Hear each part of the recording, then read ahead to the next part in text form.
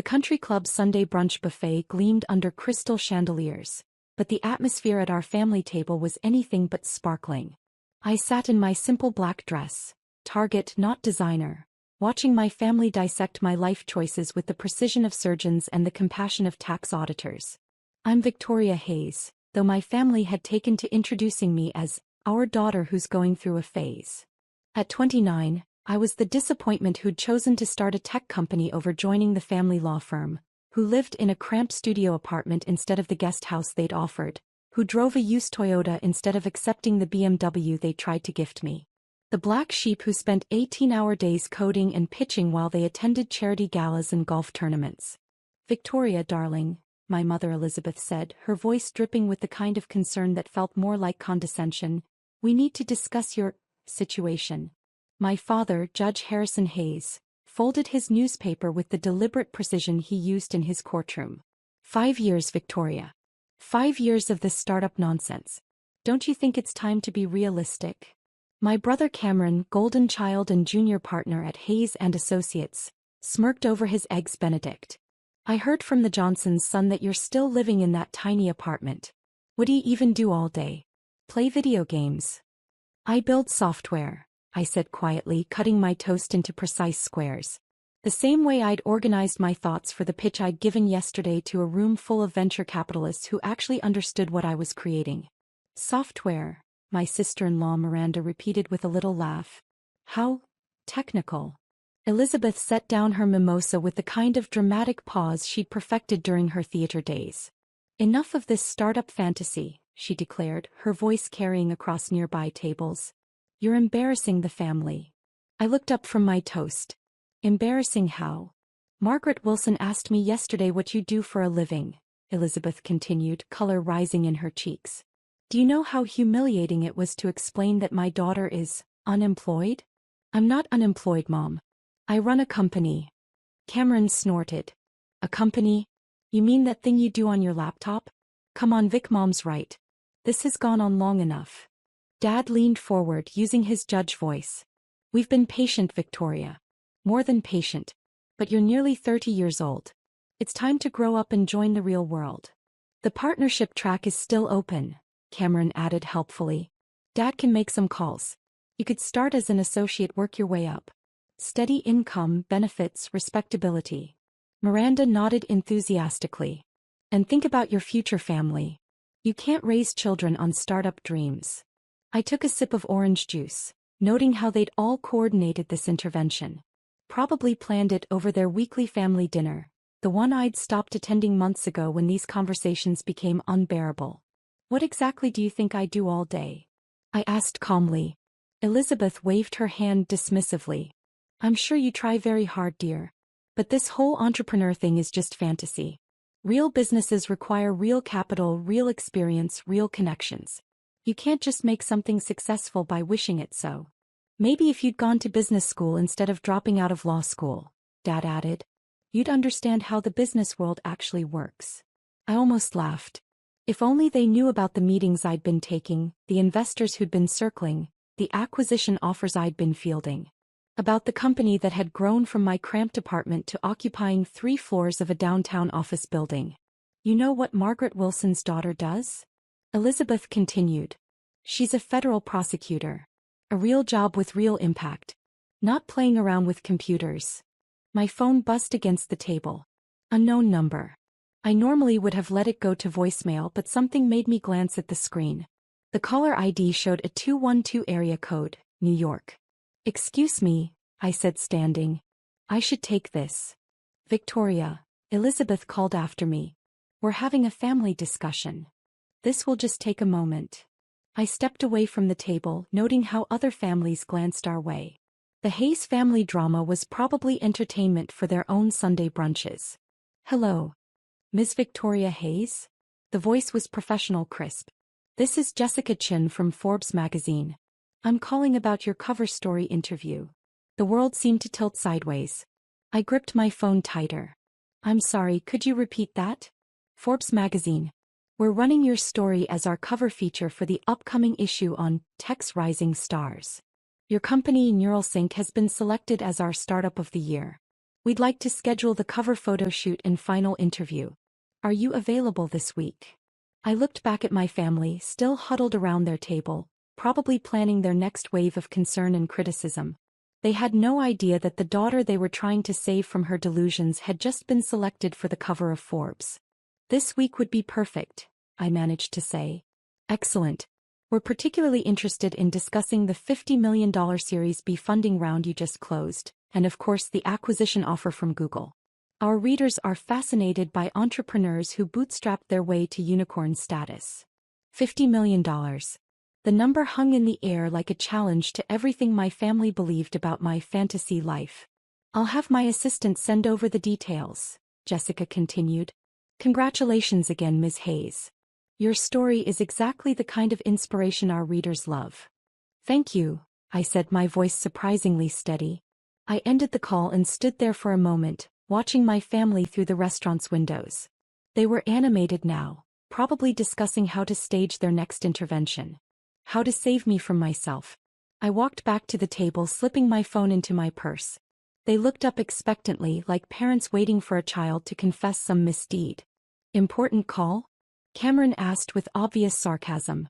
You could say that. Elizabeth leaned forward. Victoria, we're trying to help you. This resistance to reality isn't healthy. What do you consider reality, Mom? Real success, she said firmly. Financial stability. Professional recognition. The kind of achievements that matter. Dad nodded. Your mother's right. Success isn't about chasing dreams. It's about building something substantial, something respectable. Like Forbes magazine? I asked innocently. Miranda laughed. Well, yes.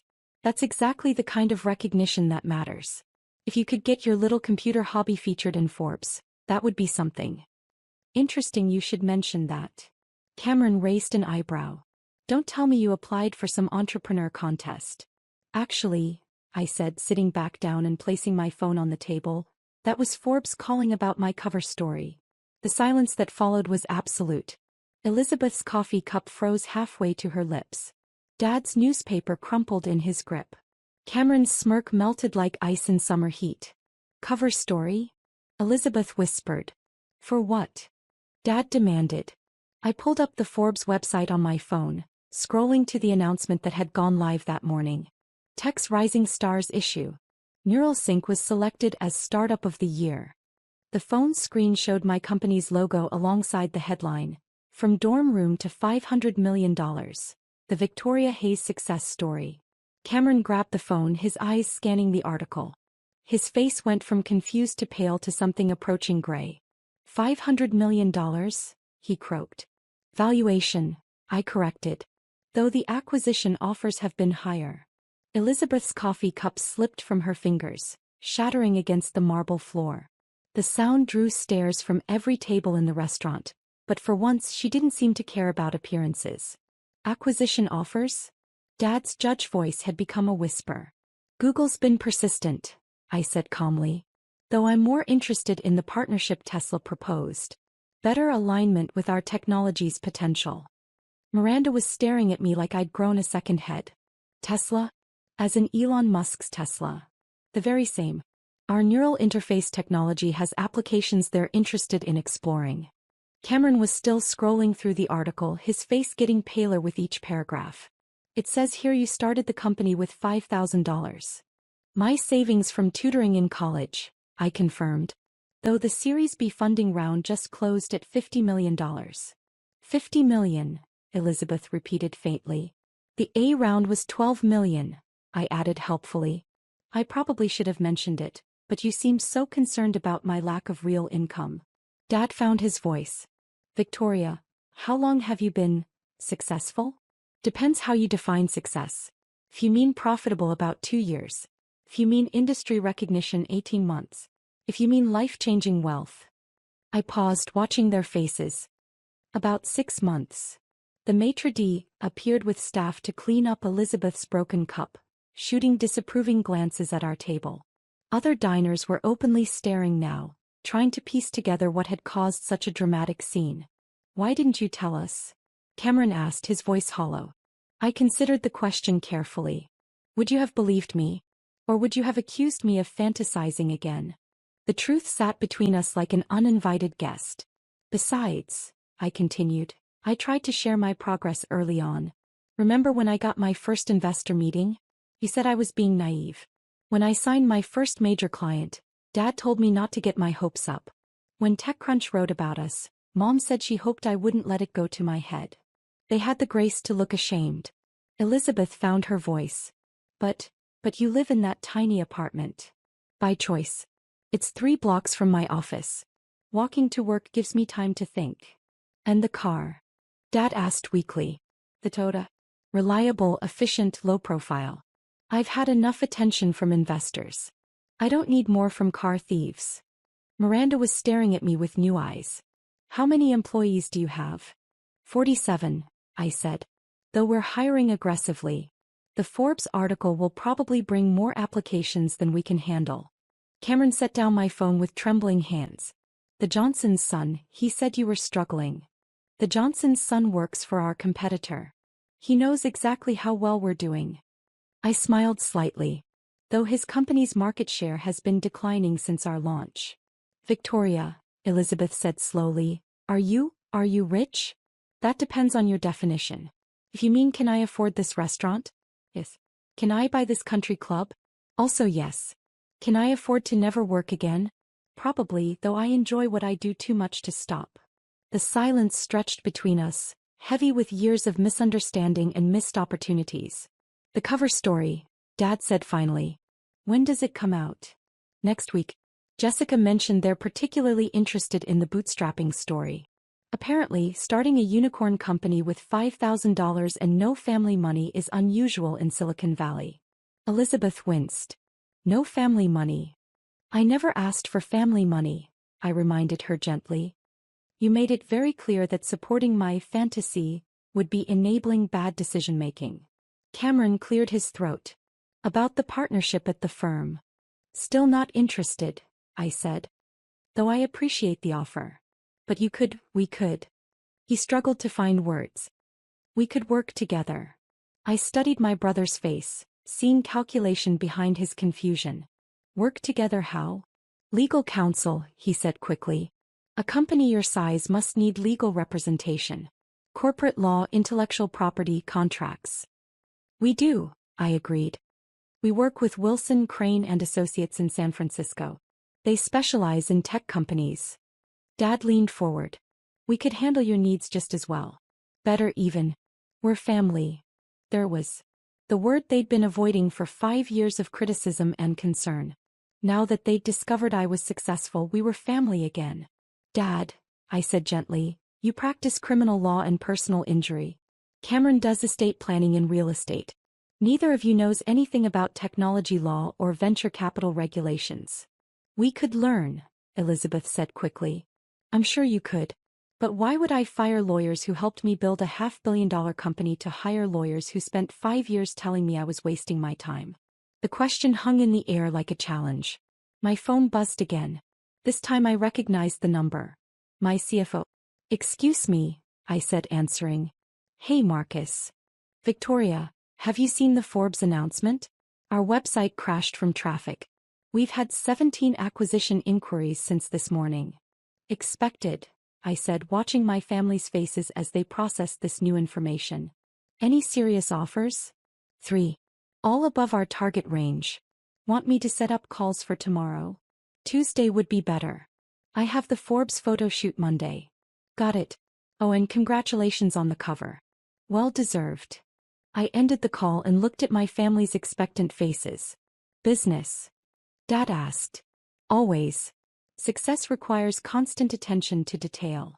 Elizabeth was studying me like she'd never seen me before. Victoria, I have to ask, are you happy? The question caught me off guard. Of all the things I'd expected her to say, that wasn't one of them. Very, I said honestly. I love what I do. I love the problems we solve, the team we've built, the impact we're having. I can't imagine doing anything else. Even with all the stress. The uncertainty. I almost laughed. Mom, what uncertainty? We have 2 years of operating expenses in the bank, more clients than we can serve, and acquisition offers that would set us up for life. The only uncertainty is which opportunities to pursue. Cameron was still staring at my phone like it might reveal more secrets. 17 acquisition inquiries. In one morning. The Forbes effect, I explained. Though we've been getting unsolicited offers for months. Success attracts attention. Miranda finally spoke. Victoria, I owe you an apology. We all do. I studied her face, looking for genuine remorse versus social calculation. She seemed sincere, but then again $50 million had a way of making people seem sincere. Apology for what, exactly? For not believing in you. For not supporting you. For thinking we knew better. For calling it a fantasy, Elizabeth added quietly. For suggesting you were embarrassing the family, Dad said, his voice heavy with shame. Cameron nodded. For treating you like you didn't know what you were doing. I considered their words carefully. These were the same people who'd spent 5 years dismissing my dreams, questioning my choices, and suggesting I needed to be more realistic. Now that they'd discovered I was worth more than all of them combined, they wanted to apologize. I appreciate that, I said finally. But apologies are just words. The real question is whether you've learned anything from this experience. What do you mean? Elizabeth asked. I mean, do you understand why I stopped coming to family dinners? Why I didn't share my successes with you? Why I kept my distance from all your advice and concern? They exchanged glances, the kind of silent family communication that comes from years of shared experiences. Because we weren't really trying to help you, Dad said slowly. We were trying to make you into what we thought you should be. Because we couldn't see past our own definitions of success, Cameron added. Because we were more concerned with how your choices reflected on us than with whether they were right for you, Elizabeth finished. I nodded. And we were wrong, Miranda said simply. About everything. The waiter appeared, probably wondering if we were planning to order more food or just continue occupying the table through the lunch rush. I glanced around, noticing that several other families had been seated and served while we'd been having our revelation. I should go, I said standing. I have calls to make about those acquisition offers. Victoria, wait, Elizabeth called. Could we start over? Maybe have dinner this week? Just family. I paused, considering the offer. What would be different? Everything, she said quickly. We want to learn about your work, your company, your life. Really learn, not just judge. No more suggestions about joining the law firm? Cameron raised his hand. Never again. No more concern about my living situation or lifestyle choices?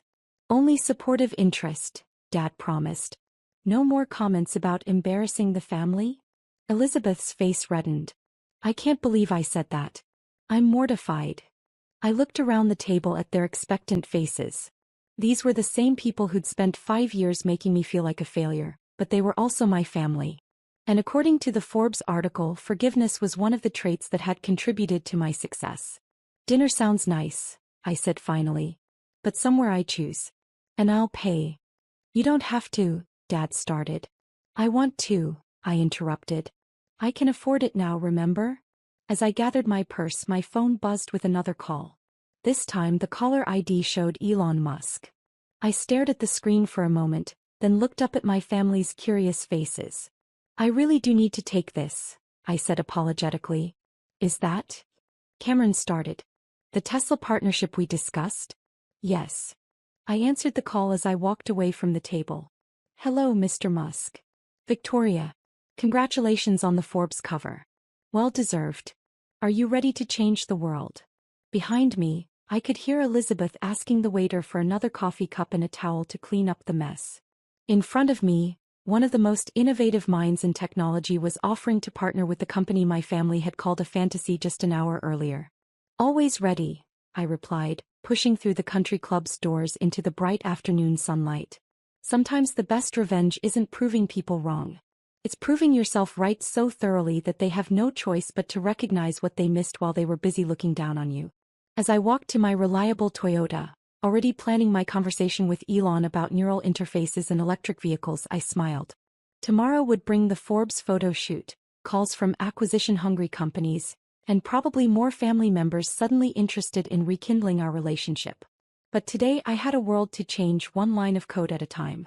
3 months later, I stood in the lobby of the new NeuralSync headquarters, watching as construction crews put the finishing touches on our expansion. The Forbes cover story had exceeded all expectations, bringing in talent, clients, and opportunities we'd never imagined. Ms. Hayes. My assistant approached with her tablet. Your family is here for the tour. I looked toward the reception area where Elizabeth, Dad, Cameron, and Miranda stood waiting. They'd kept their promise about dinner and to my surprise had genuinely tried to understand my work. Cameron had even read 3 books about technology law, while Elizabeth had started volunteering with a nonprofit that taught coding to underserved youth. Send them up, I said. And Marcus? Start the presentation with the Tesla partnership announcement. As the elevator doors opened to reveal my family, I saw something in their faces I'd never seen before. Genuine pride. Not the calculating interest that had followed the Forbes article, but real admiration for what I'd built. Victoria, Elizabeth said, embracing me warmly. This place is incredible. 47 employees when we last talked, Dad noted, looking around at the bustling office space. How many now? 93, I replied. We're still growing. Cameron was studying the neural interface prototypes displayed in our showcase. I've been reading about this technology. The applications are limitless. That's the idea, I agreed. Though we're starting with medical applications, helping paralyzed patients regain motor function. Miranda touched my arm. You're changing lives, Victoria. Real lives. As we walked through the office, I introduced them to my team, showed them our latest innovations, and explained the partnerships that were reshaping entire industries. My family listened with genuine interest, asked thoughtful questions, and for the first time in years, treated me like an expert rather than a dreamer. The acquisition offers, Dad said as we finished the tour. Are you considering any of them? We've decided to stay independent for now, I replied. We're having too much fun building something new. Elizabeth smiled. Your grandfather would be proud. He always said the best businesses are the ones that make the world better. He would have understood what you were doing, Cameron added. Even when we didn't. As my family prepared to leave, Elizabeth pulled me aside. Victoria, I have something to ask you. The charity gala next month. Would you consider being our keynote speaker? The theme is local success stories. And frankly, you're the biggest success story this city has ever produced. I considered the request. A year ago, they'd been embarrassed to explain what I did for a living. Now they wanted me to be the face of local achievement. What would you want me to talk about? Whatever you want. Your journey, your company, your vision for the future. People need to hear that success is possible, even when it doesn't look like what everyone expects. I smiled, thinking about the girl who'd started coding in her dorm room, who'd been told by her own family that her dreams were fantasies. I'd be honored, I said. Sometimes the greatest victory isn't in proving people wrong. It's in helping them understand what they couldn't see before, and then building something together that's stronger than what any of you could have achieved alone. The Forbes cover still hung in my office, not as a trophy, but as a reminder that success comes not from meeting other people's expectations, but from exceeding your own. And judging by the acquisition offers still pouring in, the patents we were filing, and the lives we were changing, I was just getting started.